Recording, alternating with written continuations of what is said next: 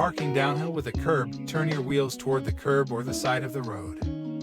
Set your parking brake.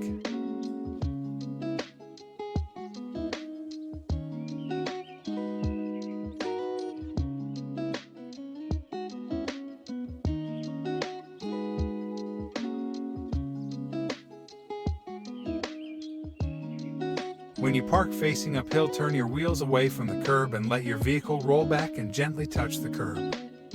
Set your parking brake.